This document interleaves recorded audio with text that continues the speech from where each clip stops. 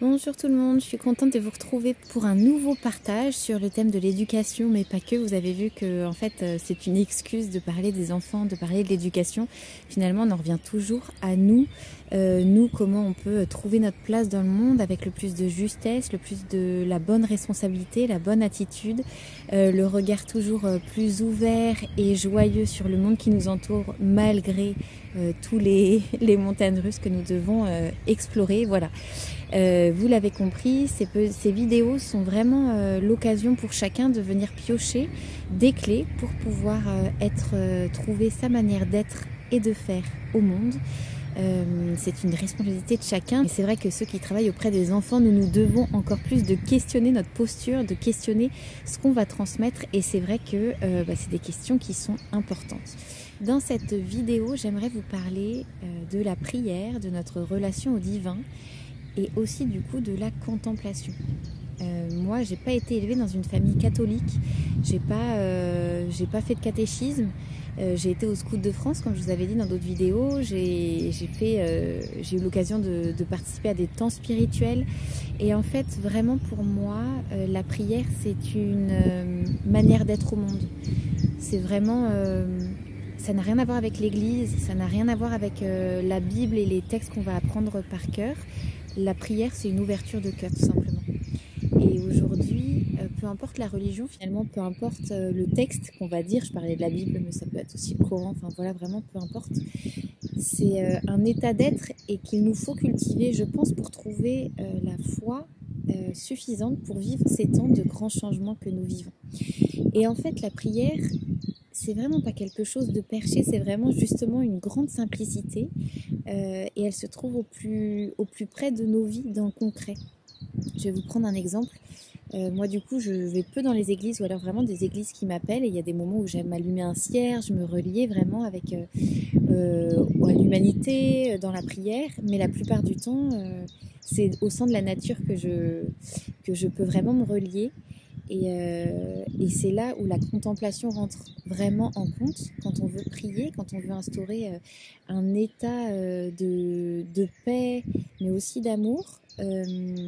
En fait, c'est vraiment apprendre à observer en silence, mais vraiment aussi à l'écoute de tout ce qui se passe autour de nous. Et j'aimerais du coup faire une immense parenthèse très importante, c'est que ce que je raconte là, c'est valable dans les écoles qui se disent laïques, vous avez bien compris, puisque je parle de la prière qui serait détachée d'un courant religieux, la prière qui serait un état d'être au monde dont nous avons tous besoin. Donc je parle ici de la foi, du fait que, en fait, se relier à la vie en elle-même, à l'amour qui nous dépasse chacun, savoir que il y a plein de questions qui resteront sans réponse. Et c'est l'humilité de chaque être humain de se dire, voilà, je ne sais pas ce qui se passe, je ne sais pas quelle est notre place exacte dans l'univers, ce qui gouverne nos vies, ce qui a fait le miracle de l'existence. Par contre, je reconnais que je ne suis rien, que je suis une toute petite goutte d'eau là semée ici, et que je rends grâce pour cette vie qui pulse dans mon corps, pour ce miracle de vie qui m'entoure. Donc je vous disais, la nature nous rappelle vraiment, grâce à ses cycles, grâce à ses rythmes, grâce à ses couleurs, tout ce qui nous entoure, c'est vraiment un miracle divin. Et je crois qu'il faudrait vraiment réinviter la contemplation dans nos écoles, dans notre quotidien, et du coup la prière. Qu'est-ce que ça veut dire prier ? Si je dissocie la prière d'un courant religieux, qu'est-ce que ça serait pour chacun ? Et je crois que ça devient vital, que ça devient essentiel. Chacun va trouver sa posture. Il y en a qui peuvent se mettre à genoux, allongés, debout, les bras en l'air, les bras... On peut tourner en rond, vous voyez, comme les derviches tourneurs. C'est... La forme, en fait, importe peu. L'important, c'est vraiment le fond. Il y a des gens qui vont à l'église chaque dimanche, qui apprennent des versets par cœur, et finalement qui sont pas du tout en prière parce que ça devient un automatisme. Je suis vraiment là pour juger personne, juste pour vous inviter à vous réapproprier ce sens de la prière et à vous montrer à quel point elle est essentielle, et à quel point aussi elle a pu nous être volée par certains courants, certains dogmes aussi. Sa place dans nos vies, si je dis qu'elle est essentielle, c'est aussi parce que on est happé par le bruit du monde, on est happé par les on-dit, les courants de pensée, et en fait on ne pense plus. On ne pense plus avec le cœur, on ne sait plus ce qui est essentiel, on n'arrive plus à nous relier à vraiment l'essentiel, à ce qui devrait gouverner nos vies, c'est-à-dire l'amour, c'est-à-dire la gratitude d'être en vie. Donc voilà, je voudrais inviter chacun à répondre à cette question. Pour vous, c'est quoi la prière? Comment elle prend forme dans vos vies? Et comment on pourrait la réintroduire dans nos structures éducatives, mais aussi dans nos quotidiens, pour que chacun puisse trouver cet espace de bien-être, cet espace de plénitude, mais aussi ces parenthèses enchantées dans lesquelles on est seul avec le monde. Vous voyez, Dieu, on y mettra ce qu'on veut derrière. Dieu, certains y mettront la source, l'univers, certains y verront un barbu et d'autres des anges, et peu importe en fait ce qu'on va mettre derrière le mot Dieu.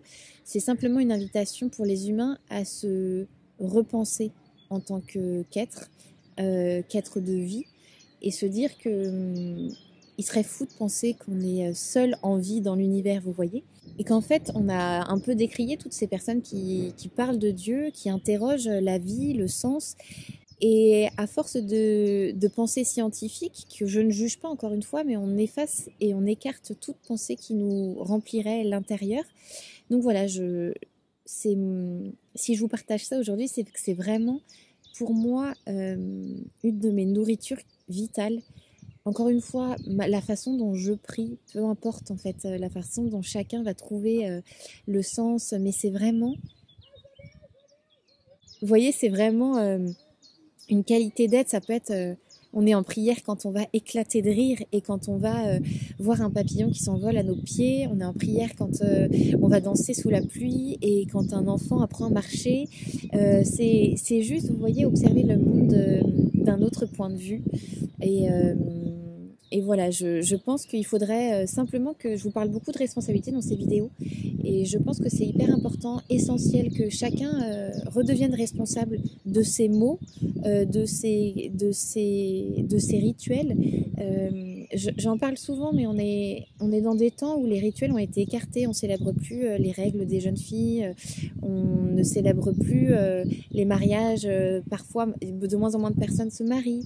Les passages de mort aussi, la ritualisation de ces âmes qui changent d'état d'être, de ces âmes qui quittent leur corps. Vous voyez, il y a vraiment un besoin de ritualiser. Allumez une bougie, mettez-vous à genoux, allez vous balader, mettez une musique qui vous transporte, mais réapprenez à prier à votre manière, et réapprenons aux enfants à trouver l'espace, la manière, le rituel pour leur permettre justement d'entrer dans cet état de prière qui est un état simplement de plénitude où le divin a sa place. Le divin, encore une fois, c'est pas des gros mots, vous voyez. Redonner sa place au sacré aujourd'hui, c'est simplement retrouver notre place d'être humain qui n'est pas un super-héros, qui n'a pas tous les pouvoirs sur la vie, qui n'est pas omniscient, omnipotent, simplement des êtres animés par la vie. C'est difficile, je trouve, de parler de ces choses-là, parce que c'est hyper intime, mais on entend tellement aujourd'hui parler. Alors, je pense que c'est utile de donner des petits tips, de donner chacun nos manières, mais en fait, il y a vraiment une qualité d'écoute intérieure que chacun va trouver, en fait, par la lecture, par les mots, par le sport, vraiment peu importe. Pour moi, la forme, ça importe peu. C'est simplement, en fait, qu'on s'autorise individuellement à se réapproprier ces rituels qui sont essentiels. Aujourd'hui, les personnes qui ont foi en quelque chose de plus grand, foi en la vie, qui savent que ça ira en fait, et ben c'est ceux qui arrivent à avancer chaque jour sans se décourager. C'est pour ça que je dis que c'est essentiel.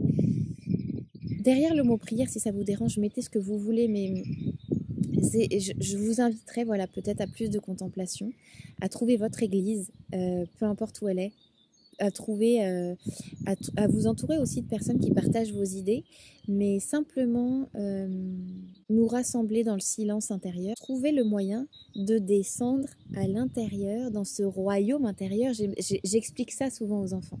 Je leur dis, vous voyez, il y a ce que vous percevez de moi, et puis il y a à l'intérieur tous mes trésors que peut-être vous ne parvenez pas à voir, mais l'important c'est que moi je les vois, c'est que vous puissiez voir vos trésors à l'intérieur. Et pour parvenir à ce royaume intérieur, il y a quand même besoin de quelques clés, comme du silence, comme de la joie, comme de l'amour. Et ça, il va falloir le travailler. Nous, adultes, il nous faut donner des pistes pour aider les enfants à descendre dans ce royaume intérieur, là où ils trouvent les réponses.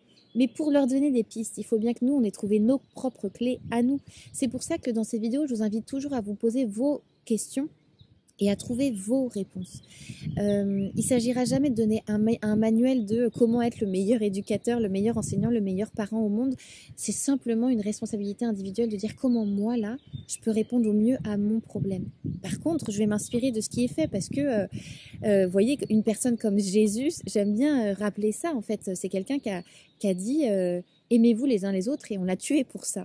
Donc, si cette personne m'inspire par le courage qu'il a eu de dire des mots importants, si ça va être une chanteuse, si ça va être un sportif par son état d'esprit, son optimisme et sa volonté, peu importe, mais n'ayons plus peur de nous mettre en avant et de trouver ces personnes inspirantes. Il n'y a aucune honte à avoir, en fait, vous voyez. Et je reparle un peu de Jésus, de Dieu et de toutes ces figures qui peuvent nous inspirer. Ça m'est arrivé parfois qu'on me dise, mais Hélène, du coup, toi, tu es catholique, tu crois en Jésus. Et en fait, vous voyez, il y a ces personnes qui m'inspirent. Moi, Bouddha m'inspire, comme Jésus, comme Marie. Et c'est moi qui va y mettre mon sens. C'est moi qui vais tisser le fil d'or qui va relier tout ça. Et en fait, peu importe aux gens, l'important, c'est moi, vous voyez. Et c'est la même chose aux enfants. Je vous rends responsable. C'est vous qui avez les pouvoirs, les pleins pouvoirs pour donner du sens à vos vies et à ce que vous en ferez. Mais du coup, voilà, c'est à nous chacun de redonner le sens à nos vies et d'y mettre les rituels, les formes dont nous avons besoin. J'espère que ça vous aura aidé, en tout cas que ça vous aura permis de vous poser quelques questions. J'ai une grande pensée à tous ceux qui traversent des temps compliqués. Et je vous parlais de résilience, c'est vraiment quelque chose qu'on doit travailler. Donc je vous invite chacun à bien vous entourer, par le divin, mais entouré aussi sur terre, là, avec des amis, de la famille, c'est précieux. Et voilà, ces temps vont permettre un renouveau, c'est certain. Moi, j'ai une confiance absolue. Mais c'est vrai qu'on doit traverser parfois des déserts, de grands questionnements, de grands chamboulements pour parvenir à un paradis, vous voyez, pour parvenir à un renouveau, à un monde qui se sera réveillé. C'est finalement aussi oser penser le monde autrement, oser sortir de l'illusion, de ces dogmes et de ces enseignements qu'on nous a donnés. Et ça demande du courage. Donc j'invite chacun à trouver son sens et à prendre son courage à deux mains pour lui permettre de vivre au mieux ces grands changements. Voilà, je vous embrasse tous et je vous dis à bientôt. Ciao!